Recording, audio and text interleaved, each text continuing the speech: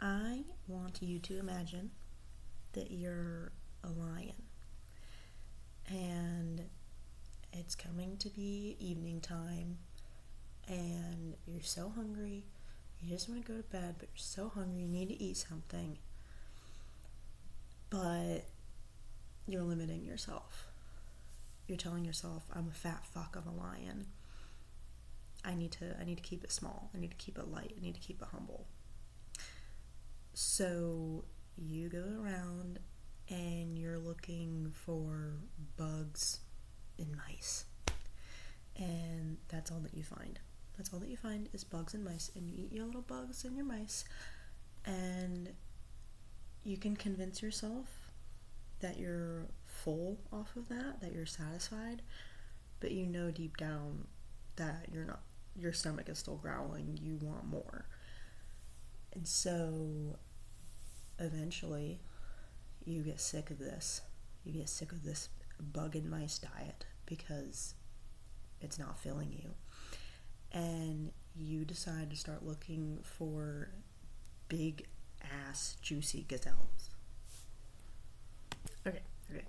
Stick with me here. So you decide to start looking for gazelles. You're like, you know what? I'm feeling a little bad. I'm feeling a little crazy. Let me go look for some gazelles. So you go out hunting, and it seems a little scarce at first. You're not seeing any at first, and then you see one in the distance, and you see one hiding wherever the fuck gazelles hide.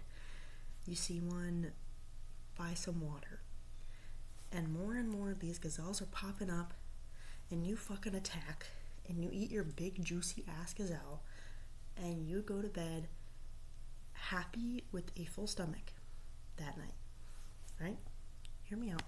Now you're like, oh my god, what was I doing this whole time? Why was I looking for mice and bugs when there were fucking gazelles that you couldn't see because you had your head down looking for fucking mice and bugs? Okay, so if you had kept looking for mice and bugs, you would have died. You would have eventually died. You would have starved to death. And the only difference between people and, in this case, lions, is that, lions actually have to survive. Lions are wild animals. They will actually die if they were to try to live off of mice and bugs. If you're a person, you will die, but you will keep living dead. You will become a carcass.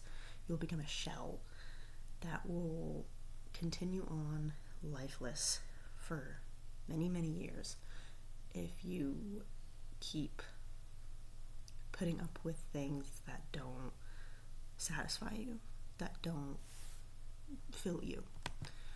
I used to have this poster that it was from some magazine. I used to collect a bunch of old magazines, but this cutout, it was of like a headstone, and it said something along the lines of, "Rest in peace, John Doe.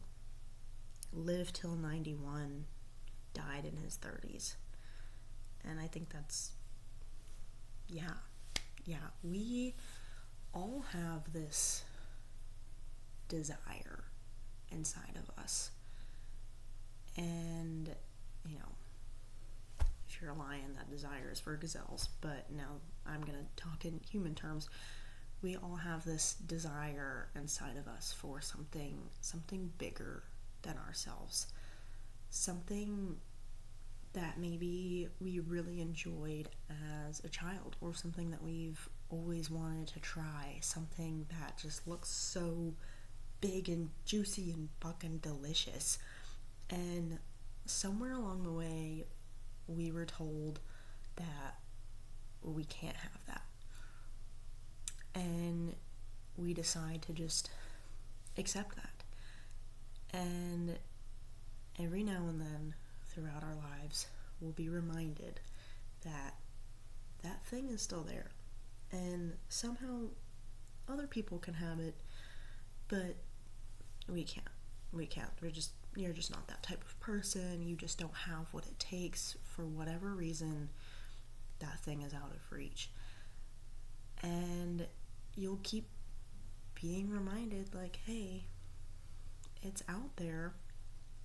And your heart will always remind you that you want that thing. But if you ignore it over and over again, time and time again, for years and years, that light, that voice is gonna dim down. And the longer you ignore it, the harder it is to hear. And the more we start to kind of gaslight ourselves and tell ourselves that we don't really want that thing. We're okay with living a small, quiet life, doing this job that we don't like, pursuing this education that we don't really care about. We're okay with not having that thing that really lights us on fire inside. So, and I think that this thing, whatever this thing is for you, that drives you, that lights you up, in a way, I do think that that is your soul. And I think that if you ignore it for a long time, it dies. So you can tell yourself for decades that you don't care about this thing, you don't want this thing. It's not attainable to you, so you don't want it. What's the point? And eventually we'll say your soul, whatever it is, will be like, okay, I'll stop trying to get you to bring this thing to fruition. And at that point, you die for the first time. And you'll continue living like that for maybe another 40 years, maybe another 60 years. And you'll have to live as a carcass from the time that you decide that this thing isn't for you, this thing is impossible, to the time that it takes for your physical body to die. You will have been dead long before you actually die. All of this is to say that you need to shift your perspective to, well, what if I could have this big juicy gazelle? And then start looking for said big juicy gazelle, and understand that there will be challenges, many challenges. Gazelles might be hiding behind trees or tall grass, I guess, whatever. And then you need to attack that gazelle and eat it at every chance that you get. And clean your fucking paws, lick your big ass lion lips, and rub your fucking belly, let out a big ass roar, and go to bed happy and cozy with a big full belly, thinking, oh my god, thank god I finally decided to stop looking for mice and bugs and look for big fat juicy gazelles. Okay? Okay. Good luck.